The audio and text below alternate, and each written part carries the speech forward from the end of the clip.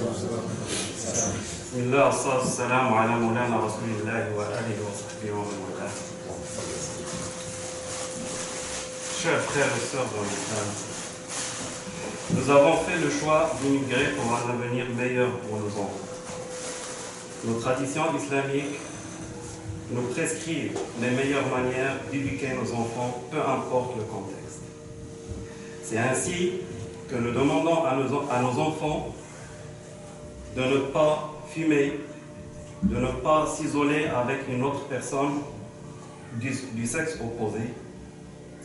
Nous leur demandons de faire le ramadan, d'aller à la mosquée, de faire les prières, de respecter les plus aînés, de respecter les parents selon le verset de Luqman radiyallahu anhu.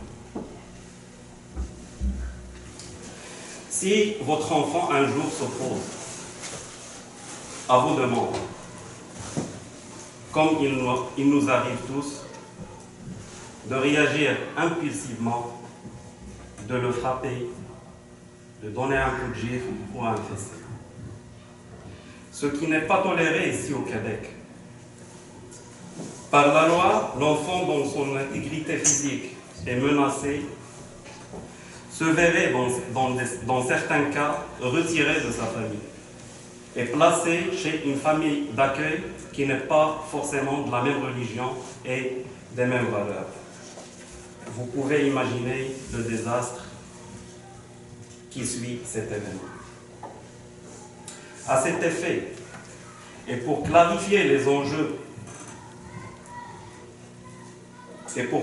clarifier cet enjeu, nous comptons sur la contribution précieuse d'un expert du domaine de la protection de l'enfance.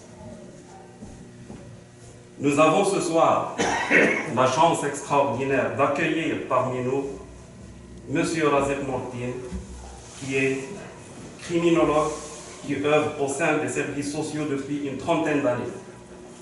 Nommé commissaire aux libérations conditionnelles par le gouvernement du Québec. Il offre des services de consultation culturelle auprès des tribunaux et des familles. Auteur de plusieurs articles, il agit à titre de conseiller social, en collaboration avec des organismes communautaires et consulaires. Le thème qu'il va aborder, la DPJ et le rôle de la famille en protection de l'enfance. Le programme de la soirée, à titre de rappel, comme vous l'avez reçu dans le courriel, la conférence sera terminée, Inch'Allah, dans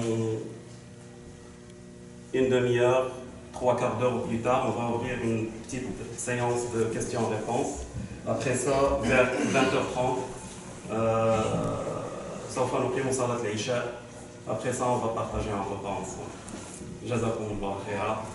ندعو الأستاذ رزاق فليتفضل. جزاكم الله خير. السلام عليكم. بسم الله الرحمن الرحيم. اللهم لا علم لنا إلا ما علمتنا إنك أنت العليم الحكيم. أيها الإخوة الأعزاء، في أول شيء أبدأ به دائما وهو تحديد اللغة التي أتوجه بها إلى الحضور الكريم. هل أنا غالبا أتوجه بألقي العرض بلغة العمل، لأنني هنا موجود أمامكم بحكم مهنتي، وبالتالي فإنني هناك مصطلحات وهناك مسائل تخص القانون كلها باللغة الفرنسية.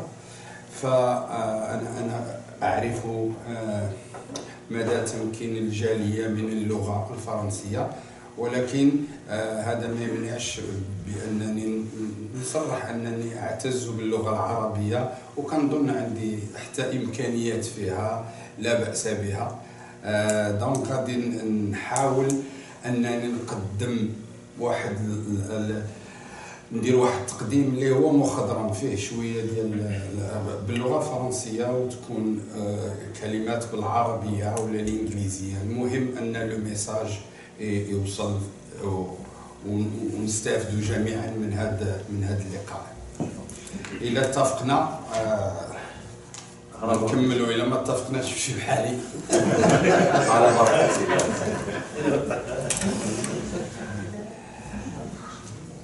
دونك اولا غير واحد صحيح point de vue légal.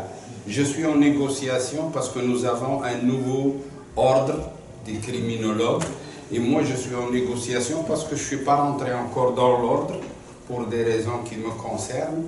Donc le titre de criminologue, je ne peux pas l'utiliser malgré ma formation, malgré que j'ai une maîtrise en criminologie, mais légalement il faut que je sois membre de l'ordre, je n'y suis pas. Donc je suis, disons, un consultant en criminologie, un expert en criminologie, appelez ça comme vous voulez, mais dans le respect de la loi, le titre de criminologue, il est réservé pour le moment. Donc, c'est une formalité que je tiens à préciser au début. C'est ce qui m'amène à vous expliquer un petit peu comment je fais mes présentations pour les gens qui sont ici, qui n'ont jamais assisté à une présentation que j'ai donnée ailleurs. Dans un premier temps, je vous dis un petit peu qui je suis, brièvement. Je ne fais pas de campagne électorale, mais je dois vous dire que quelle personne qui vient partager avec vous, parce que c'est de l'expérientiel, c'est de l'empirique, c'est des choses que j'ai vécues à mon travail que je viens partager avec vous. Donc, après ça, je donne un brief historique de la loi de la protection de la jeunesse, mais c'est cette loi-là qui est au cœur de la solution et au cœur du problème en même temps. Et bien sûr, ça va nous amener à parler de la problématique de notre communauté face à cette loi. Cette loi que, comme je vais vous expliquer, qui n'est vraiment pas en contradiction avec les principes de l'islam, ni même avec la charia, ni avec le Coran, ni avec la sunna, pas du tout, parce que l'esprit est le même, c'est-à-dire la protection de l'enfance. Donc, mais parler un petit peu, je pense que ça va être beaucoup plus réservé à la partie de débat. La partie de débat qui serait, qui va suivre, là on va aborder, je le souhaite, avec vous, bien sûr, parce que je veux toujours une présentation interactive.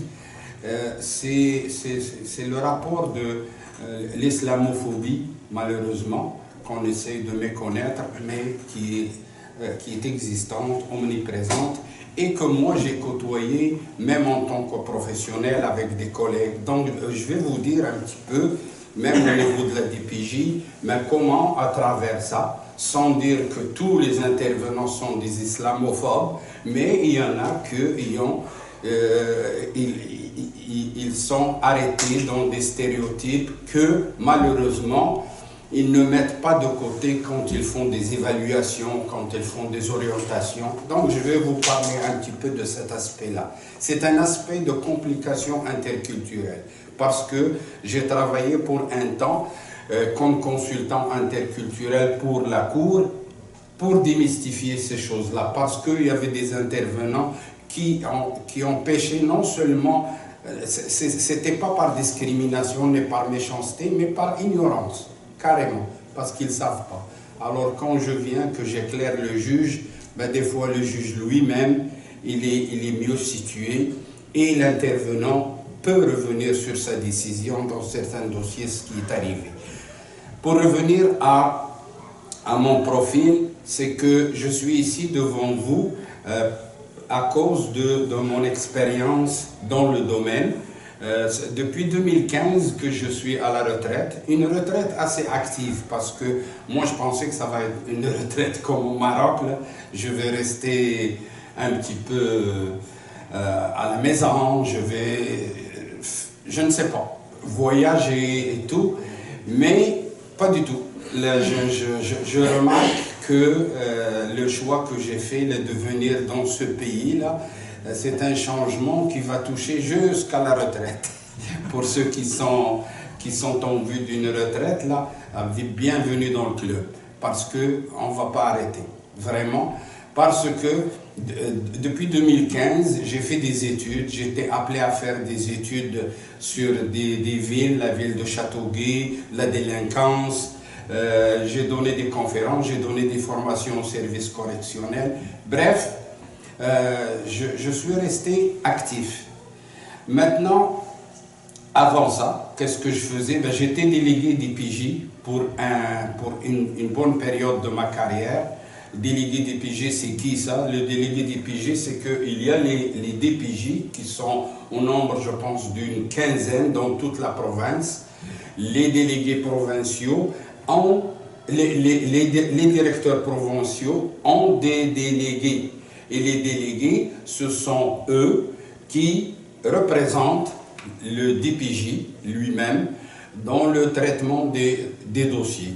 Et les dossiers sont confiés à des TS, à des techniciens en travail social qui, eux, font appliquer la loi avec une délégation qu'ils ont héritée. Et ce sont eux qui, dans les familles, vont vous dire « Ah, il y a une intervenante qui est venue chez nous, puis voilà les pouvoirs qu'elle a et tout. » Donc, je vais essayer de vous expliquer ça. Bref, moi, j'ai eu la chance de toucher un petit peu à tout. Et c'est ça que je suis content de partager avec notre communauté ce vécu-là. C'est que j'ai commencé comme éducateur dans des centres de jeunesse où il y avait des délinquants, il y avait des cas de protection, il y avait même des cas de demande de service, parce que c'est ça la différence dans la loi, ceux qui sont sous la loi des 4S. Et après ça, j'étais chef d'équipe, chef de service, et j'ai fini ma carrière après avoir travaillé dans la région ici de Montréal en évaluation et à la prise en charge. Je vais vous expliquer un petit peu c'est quoi la différence, parce que ça va concerner les familles qui sont impliquées où le DPJ s'implique. Après ça, j'ai fini ma carrière les 3 dernières années comme coordonnateur régional pour la Côte-Nord. Donc j'étais en charge de toute la région de la Côte-Nord. Mon bureau était à Bécomo, mais on travaillait, on couvrait même les réserves qui sont à Sept-Îles. C'était un beau défi avec lequel j'ai fini ma carrière. Et tout ça a fait de moi un homme de terrain, parce que je suis resté dans le cœur un peu éducateur. Sincèrement, là, je suis devenu cadre, j'ai été dans les comités de direction et tout, mais autant la relation d'aide m'a toujours intéressé, autant que cette question, quand elle a commencé à toucher notre communauté, et que la communauté, il y a quand même une proximité donc de culture, de religion et tout ça, j'ai trouvé le défi était très beau, même si les dossiers n'étaient pas toujours des beaux dossiers, parce que on va le partager là, souvent c'est plutôt triste. Donc c'est un petit peu, donc au niveau de ça, c'est les mineurs, j'ai travaillé, et j'ai travaillé aussi pour les adultes comme commissaire aux libérations conditionnelles. Donc je fais les évaluations pour accorder les libérations conditionnelles aux gens qui ont fait le 1/3 de leur sentence. Je l'ai fait jusqu'à 2018, depuis 2008 jusqu'à 2018, et c'est ça. C'est un petit peu mon parcours, avec bien sûr les conférences que je donne depuis quelques années, depuis une vingtaine d'années.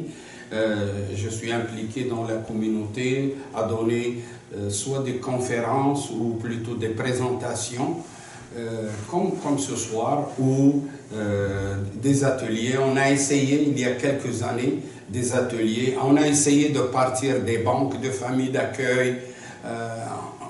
J'ai un peu de vécu si le centre ici veut s'occuper de cette problématique que nous allons aborder ce soir.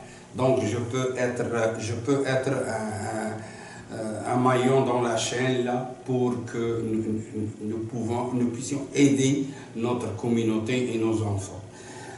Donc c'est un peu, de toute façon, quand personnellement, si vous avez des questions sur mon profil, ben je peux répondre sur une base personnelle, mais là je vous donne le scoop un petit peu de qui est devant vous, pour que vous sachiez que je viens de parler d'une matière que je crois maîtriser, je crois comprendre, quoique dans les comportements humains, c'est quelque chose qui est très volatile, qui est très difficile à cerner une fois pour toutes, parce que les théories viennent toujours démentir les autres théories. Pour ceux qui savent un petit peu, là, c'est que on peut trouver, par exemple, les caractéristiques de la délinquance. Ben, il y a une liste de quand il y a ces caractères-là, normalement, ça doit produire un délinquant. Ce n'est pas toujours comme ça. On n'est pas dans les sciences exactes.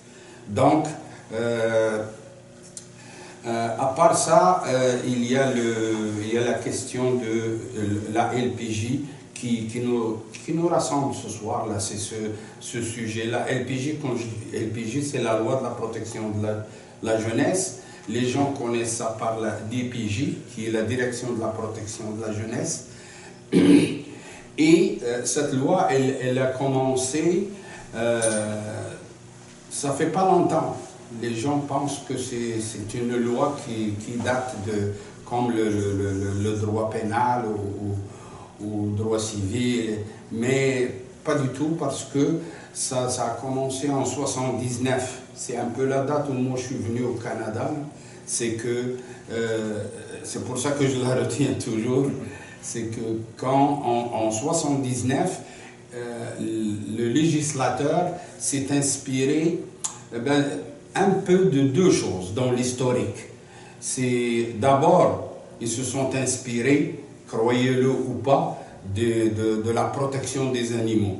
Si on fait la protection des animaux, comment ça se fait qu'on ne fait pas la protection des enfants?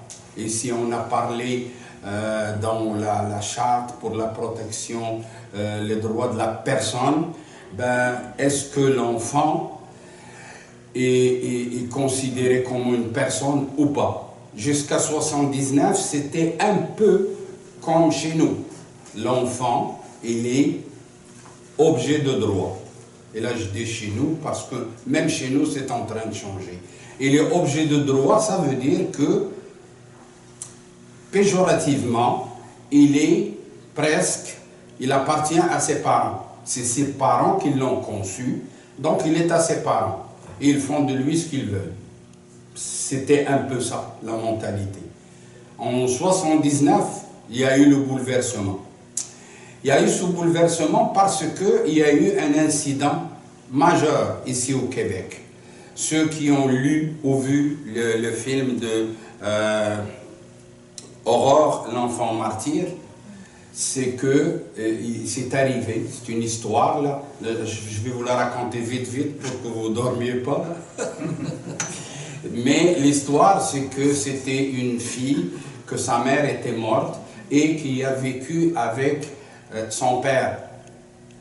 Et la belle-mère, son père s'est remarié, la belle-mère, elle a maltraité cette fille-là. Mais elle ne l'a pas seulement maltraitée, elle l'a terrorisée, elle l'a, en expression québécoise, elle l'a maganée, la petite. Vraiment, là, parce que c'est allé jusqu'à, et ça ce n'est pas le film, là, c'était dans les journaux, la vérité, le film est venu après.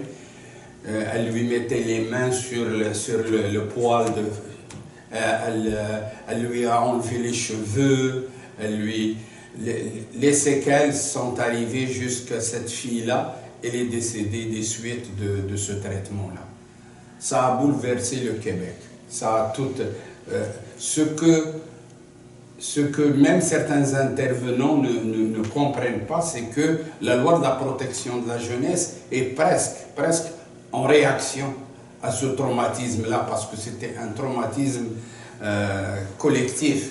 Ils ont dit comment ça existe chez nous et comment ça se fait, parce que à l'époque, là, avant 79, puis les années 50 jusqu'à 60, ben vous le savez tous, c'était le clergé, c'était l'église qui dominait un peu le tout, là. Alors, il y avait l'omerta, la loi du silence. Et donc, ça a conduit à des dérapages, comme ce qui est arrivé à cette fille-là. Donc, le législateur, ils ont mis en place cette loi.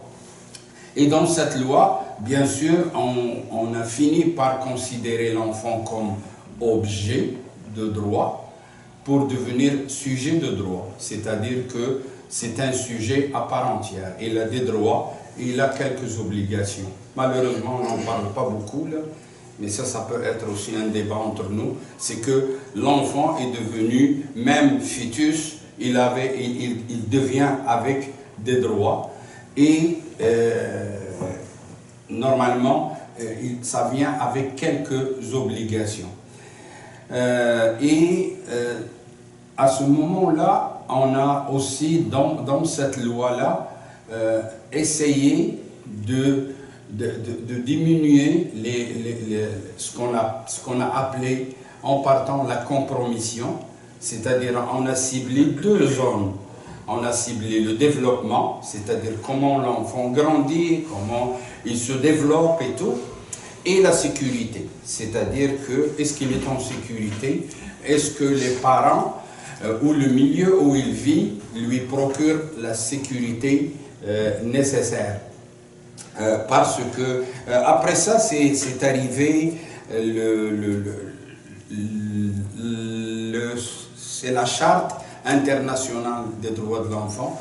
C'est un pacte qui a été signé, c'était ratifié par le Canada, je pense en 89, par beaucoup de pays. Je pense que c'est 100 pays sur 130 là, qui ont ratifié ce pacte-là et qui reprend un peu presque la même chose. Il parle un petit peu en termes juridiques là, de la suprématie du droit de l'enfant. Il pousse un petit peu la note, alors que la loi de la protection de la jeunesse parle de la protection de l'enfant et surtout de la compromission. C'est-à-dire que dès qu'un intervenant trouve qu'il y a compromission, et compromission, ça veut dire quoi? Ça veut dire si vous allez dans la loi de la protection de la jeunesse, vous pouvez faire ça là sur Google, là.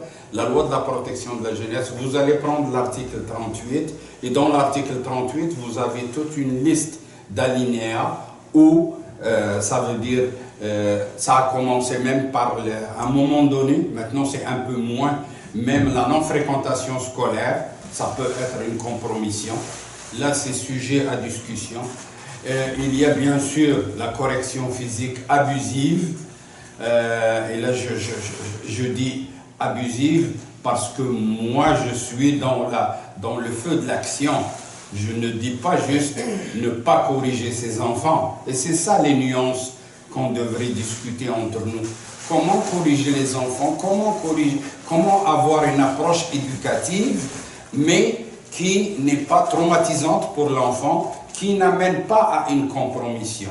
Donc, l'État veut que la correction physique soit mise de côté. En passant, je peux vous dire que la loi est une chose et des fois, malheureusement, et sa pratique des fois c'est une chose. C'est que dans la loi, il est dit que il y a des situations où une correction raisonnable est permise. Bien sûr, moi je dis aux gens, enlevez ça de la tête là, trouvez autre chose que la correction physique, même si elle est raisonnable. Parce que le mot raisonnable, le juge ou le tribunal peut jouer là-dessus pour dire que, ah ben moi je considère ça déraisonnable. Vous, par exemple, vous amenez votre enfant dans la chambre, là, tu as fait ça, je vais te rentrer dans la chambre, tu vas rester là. Ben, si tu l'amènes en retrait et que tu le laisses, d'abord ça dépend de l'âge qu'il a, l'enfant, ça dépend du temps qu'il passe dans l'isolement, et pendant l'isolement, il a servi à quoi? Si j'isole quelqu'un juste pour l'isoler, comme ça l'est dans des prisons, ça devient une punition, ce n'est pas une conséquence. On joue sur les mots. Et lorsque ça devrait être une conséquence dans le sens que je l'amène et tout de suite après, 10 minutes, 15 minutes, dépendamment de l'âge et de la maturité de l'enfant, je dois aller m'asseoir avec lui pour lui dire, bah, voilà, t'as fait ça, t'as fait ça, t'as fait ça, pour qu'il réintègre la famille, pour qu'il revienne à sa télé, pour qu'il revienne à ses jeux et tout ça. Mais c'est pour ça que, disons qu'il faut bannir la correction physique. Il y en a qui vont dire, ouais mais j'ai parlé, il ne veut pas écouter. J'ai crié, il ne veut pas écouter. Alors, et malheureusement, moi je peux vous le dire, hein, la plupart des gens de ma génération savent qu'on a mangé des coups de pied, nous. Et puis, ça n'a pas fait de nous des criminels, là, sauf que c'est pas permis ici. C'est pas... ça veut dire que... regarde surtout au Maroc, chez nous, là, forcément, c'est pas tout le temps le père, là. C'est étonnant, là, parce que le préjugé qu'il y a ici, c'est qu'ils pensent que c'est le père qui est source de la violence. Mais la correction physique venait souvent de ma mère. Je ne sais pas si vous vous rappelez, là, mais c'était ma mère, là, soit à main nue, soit avec le bras, soit sans tas, carrément. Ce qui veut dire que, alors, malheureusement, on n'est plus dans ces dimensions-là, on n'est plus dans ce contexte-là. Et il faut trouver des moyens parce qu'on a fait un choix de changer de pays et de s'intégrer à un pays et où il y a des balises. Alors ces balises que nous devons respecter. Et ces balises-là, quand on les prend sur un plan pédagogique, pas dans un contexte légal, quand il y a déjà le litige. Pédagogiquement, quand on voit le sens de la loi, quand on voit pourquoi il nous prive, on trouve qu'il y a une certaine évolution.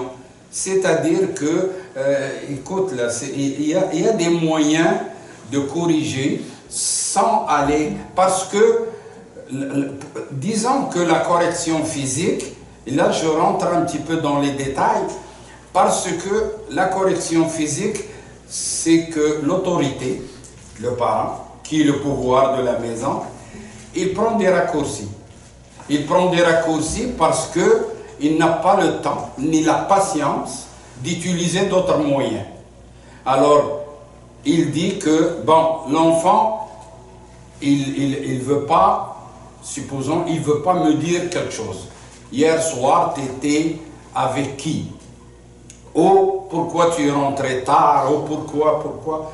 Mais la façon de mener cet interrogatoire, c'est dans sa qualité. Si la loi nous oblige, parce que la supervision de l'enfant est une obligation, la loi vous oblige de superviser l'enfant, c'est-à-dire si on trouve l'enfant dehors, vous êtes quand même responsable, si on trouve qu'il est négligé, vous êtes responsable, mais en même temps, on vous reproche pourquoi vous avez été. Il y en a qui m'ont posé cette question.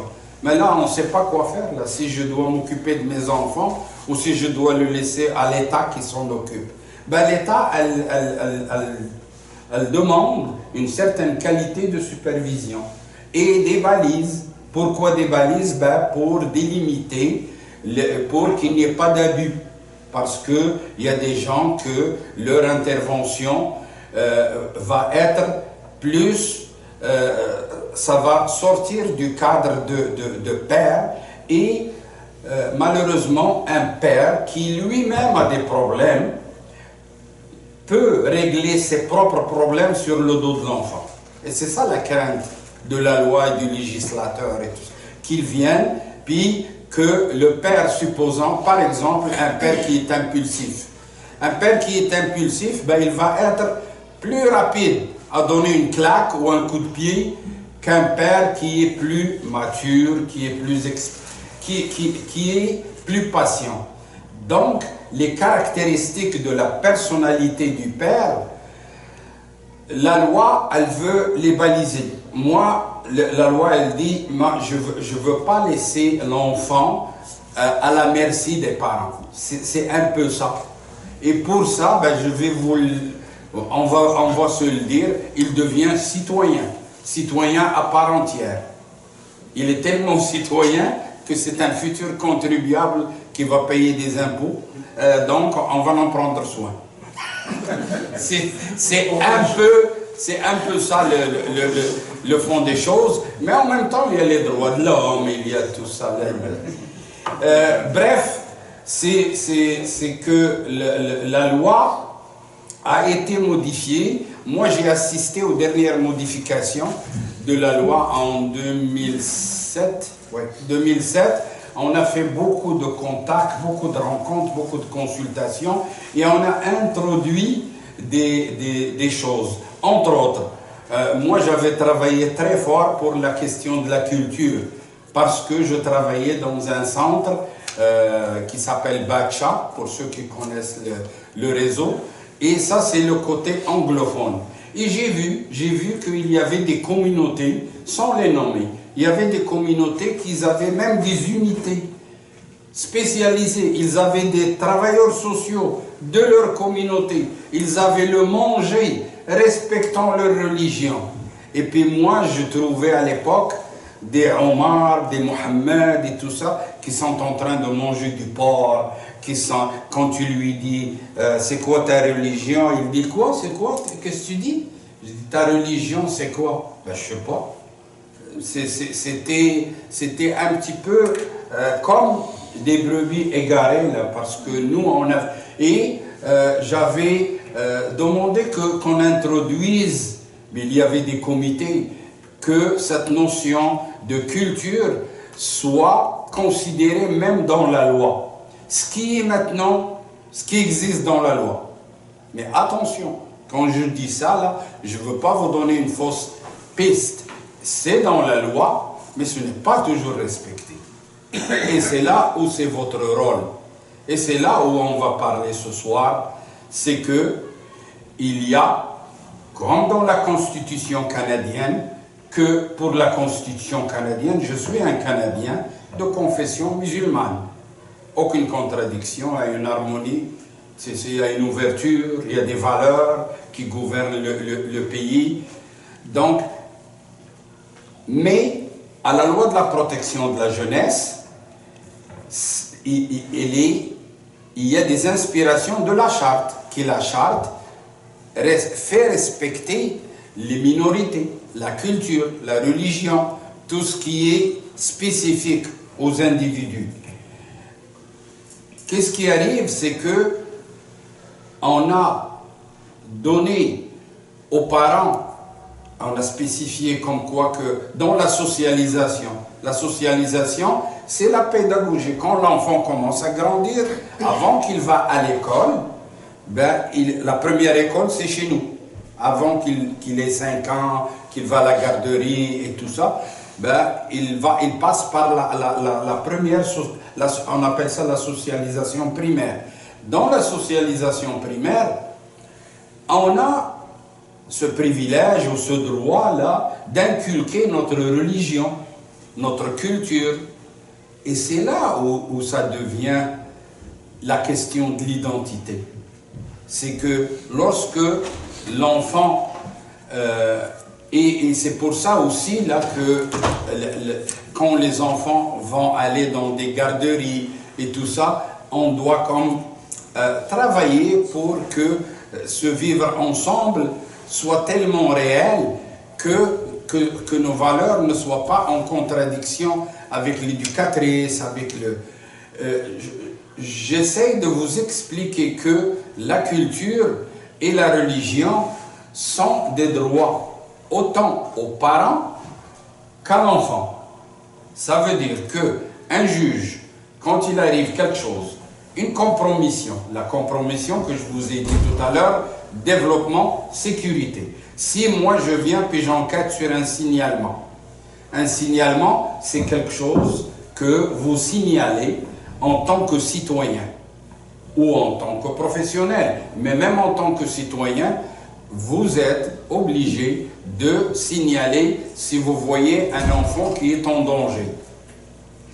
À ce moment-là, et quand vous signalez à la DPJ, elle fait le premier screening, ça veut dire que je reçois l'appel, et c'est là où des fois le filtrage devient un peu difficile, c'est que c'est à ce niveau-là que on peut retenir ou ne pas retenir le signalement.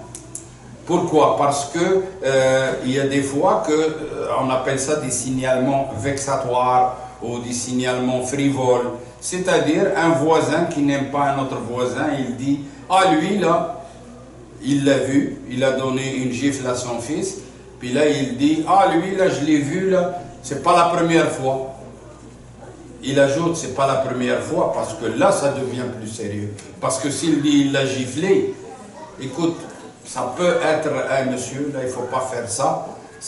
Mais lorsque le pattern est là, donc la personne qui est à ce qu'on appelle, retenez ce mot-là, le RTS, réception, traitement du signalement, lui, il tamise un peu là. Normalement, j'ai fait ce job pour un certain temps. Je reçois l'appel, puis voilà. Souvent, vous allez voir, le classique, c'est quoi? C'est que chez les personnes qui sont divorcées, malheureusement. Mon enfant est arrivé, il avait la fin de semaine chez sa mère. Quand il est revenu, il avait un bleu ici. Et puis, ça a l'air que sa mère, elle n'était pas à la maison. Il m'a dit ça. Donc, on nous appelle pour des choses comme ça. Beaucoup de sortes d'appels. Les écoles, par exemple, comme vous le savez, les écoles, ils vont, soit le psychoéducateur de l'école ou le professeur, là, il écoute l'enfant, puis l'enfant, il dit, ah oui, l'exemple que j'ai eu dernièrement, c'est que l'enfant, il dit, s'il vous plaît, n'écrivez pas dans mon agenda quelque chose parce que mon père, il va me frapper. Ah oui? Il te frappe? Oui. Il te frappe toujours? Oui. Et oui, puis il fait la même chose pour ma soeur. Bon, là, l'enfant est en train d'ouvrir un dossier pour son père. Là, l'autre, il est obligé de signaler. Il appelle, puis là, il nous le dit. Mais nous, quand il nous le dit, on peut le prendre par... Là, ce sont des parents qui font leur job, qui regardent un agenda, ou bien ce sont des parents qui traumatisent l'enfant.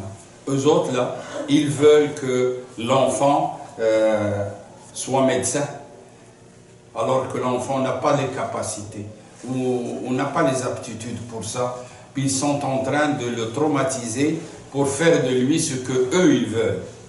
Donc ça, je suis en train de vous parler comme dans la tête de l'intervenant, évaluateur.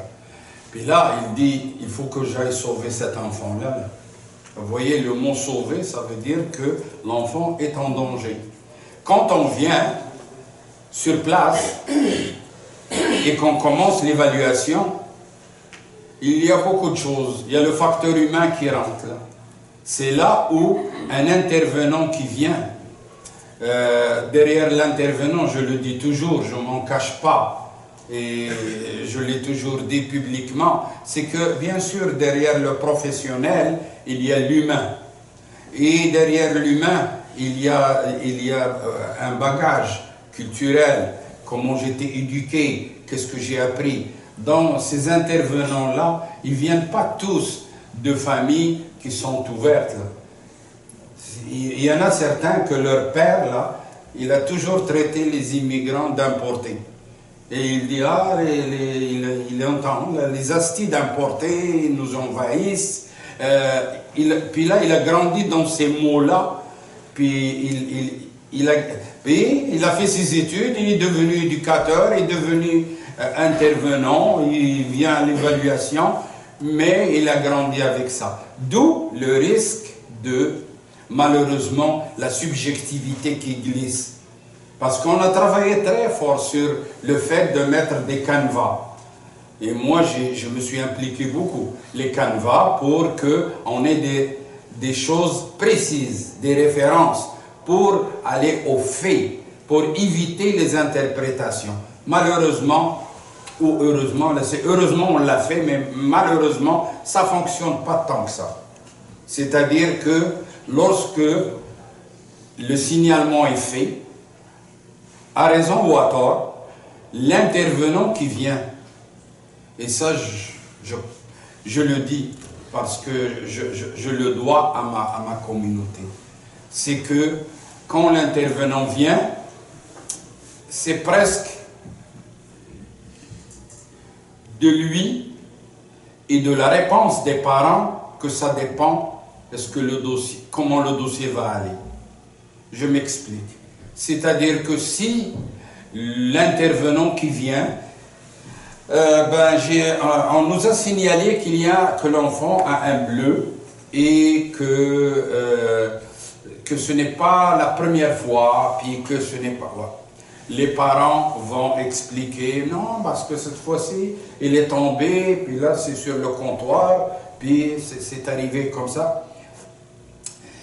L'intervenant, dans son interprétation, comme j'ai dit, son interprétation d'être humain, comme un juge, comme n'importe qui, la subjectivité, on n'y échappe pas. C'est que il va dire, ouais, mais je vais demander au père. Il demande au père, mais je ne veux pas avoir la mère. Ou bien, je vais la voir après. Et là, il commence à faire un interrogatoire qui ressemble un petit peu aux manières policières. Et c'est légal, ça fait partie de la job. C'est-à-dire, il faut aller vers la réalité, la vérité des choses pour trouver la bonne intervention pour la suite. S'il y a une contradiction entre les parents, là c'est déjà parti pour que non seulement on retient le dossier, on retient le signalement, mais on risque de retirer l'enfant du milieu. Pourquoi? Parce que la notion de... c'est pas clair. Cette notion, je l'ai entendue souvent. C'est confus. Mais la mère, elle a l'air de cacher quelque chose. On dirait que le père, lui, là, il parle très fort, puis la mère, elle est toujours dans la cuisine en train de faire du thé. Ça a l'air que lui, là, il fait la loi à la maison, mais elle cache quelque chose. Là, la machine commence de juger les parents, de juger un petit peu à partir d'un référentiel de stéréotypes. Et là, dans certains cas, et dans beaucoup de cas, parce qu'avant, j'étais comme, ah, il faut faire attention parce que ça n'arrive pas souvent, mais c'est arrivé souvent, croyez-le ou pas, on retire l'enfant.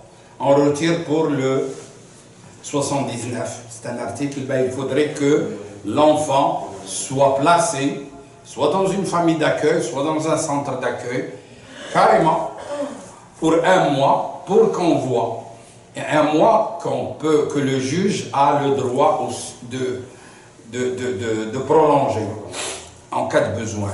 Mais on le place pour l'évaluation. Et dans cette évaluation, c'est l'enquête qui continue. Une fois que l'enfant est en dehors de la maison, c'est sûr que des fois, là, j'ai vu, et il faudrait que je le dise parce que mon devoir, moi, n'est pas vraiment de protéger ma communauté aux dépens des professionnels, des professionnels aux dépens de ma communauté. C'est que je dois dire les choses comme elles sont. c'est que l'évaluation qui va être faite, elle peut être des fois avec des questions suggestives. Si on fait que, parce que si je pose la question, maman, est-ce que elle te frappe toujours? C'est plus facile pour l'enfant de dire oui que si je lui dis, mais comment que si tu fais des bêtises, comment maman elle corrige, ou comment maman, c'est quoi les conséquences à la maison? Voyez-vous, la même question, mais tu prends un détour. Si l'intervenant, il est surprotecteur, ou il est bourré de stéréotypes, de complexes, et si ou du zèle, il veut vraiment, ah non, non, non, ils ne peuvent pas rester, je ne peux pas laisser cet enfant chez eux. Il faut qu'il vienne dans un centre, il ne peut pas rester dans ce milieu-là. Et on retire les enfants. Quand on les a retirés, ben, là encore, on a ce qu'on a commencé à vivre depuis quelques années. C'est, bien sûr, il y a des choses qui peuvent se passer pendant l'évaluation. Il y a des enfants qui ont sorti des choses là, qui n'existaient même pas chez eux. Et ça a pris 1 an, 2 ans, pour dire que ben, l'enfant il a fait de la fabulation. C'est-à-dire qu'il a raconté des choses, là. Il a fait des fantasmes. Là. Quelqu'un lui a raconté quelque chose qui est resté dans sa tête, puis lui s'est approprié ça, puis il l'a dit. À l'intervenant l'a pris pour du cash, et l'enfant est resté, il est placé, et tout ça, ça a été transmis à un juge. Le juge, lui, ben, il va dire que le délégué DPJ ou la personne qui a la charge du dossier, moi je suis au tribunal, je ne vois pas ce qui se passe. L'intervenant, c'est lui, mes yeux et mes oreilles. Donc tout ce qu'il me dit, je vais le croire. Mais là, le parent, il dit, ouais, mais si vous le croyez, là, moi je suis le père, est-ce que vous pensez que je veux faire du mal à mon fils ou à ma fille? Moi, mais si vous ne faites pas de mal à votre fils ou à votre fille, pourquoi on en est rendu là? Pourquoi vous êtes là? On n'est pas allé vous chercher. Voyez-vous, là on est en train de faire comme un cercle pour mettre un petit peu les parents dans le box des accusés. Et c'est ça qui arrive souvent. Et je le dis parce que je suis pour la protection des enfants. C'est ma cause pour défendre les enfants. Mais les parents ne sont pas tous des abuseurs. Il y a des parents qui se trompent. Il y a des parents qui ont besoin d'aide. Ils n'ont pas besoin il y a des parents que je connais, là, et il y a des gens qui peuvent vous le confirmer, qui sont allés jusqu'à demander de l'aide au CLSC, parce qu'il y a un article qui donne ce droit-là, d'aller demander de l'aide, et puis que le CLSC, lui, au lieu d'offrir de l'aide, parce qu'il n'a pas les ressources nécessaires, parce que c'était une période de coupure dans le budget, ben il a référé, il a fait un signalement, en espérant, en disant que ben, la DPJ va offrir les services. Or, la DPJ, elle ne fait pas du préventif, c'est du curatif. Ça veut dire qu'il y a quelque chose, il y a un problème, il y a une problématique, et il faut la régler. Et l'enfant ne retourne que quand c'est réglé. L'histoire, je pense, doit s'arrêter là parce que je peux parler toute la soirée pour ça. Non. Mais parce que j'ai confiance que la discussion va nous amener soit des cas un petit peu plus concrets ou quelque chose qui va être beaucoup aussi utile que ce que je viens de vous expliquer, parce que je vous ai donné le portrait là, à vol d'oiseau, un petit peu c'est quoi le système, comment il fonctionne, comment nous, les intervenants, on aborde la question et l'intervention et tout ça. Mais une chose que je vais discuter probablement à la fin avec les responsables, c'est de sortir avec des solutions. C'est bien beau d'afficher le problème, puis d'en parler, puis de le manifester, mais les solutions, et il y en a des solutions. On peut faire des ateliers sur les capacités parentales, on peut faire des ateliers sur les droits et les obligations, parce que les parents, ils savent qu'ils sont parents et tout ça, mais des fois, ils ne savent pas c'est quoi leurs droits, c'est quoi leurs obligations. Il y a des choses qui peuvent se faire. Ça, c'est pour ne pas finir sur une note pessimiste, mais je préfère, à ce stade-là, ouvrir un peu le débat avec vous. S'il y a des questions, je suis prêt à les écouter. Est-ce qu'on est dans le temps? Oui, oui. Oh, oui, ça va? Ok, donc on s'est entendu que c'est la présentation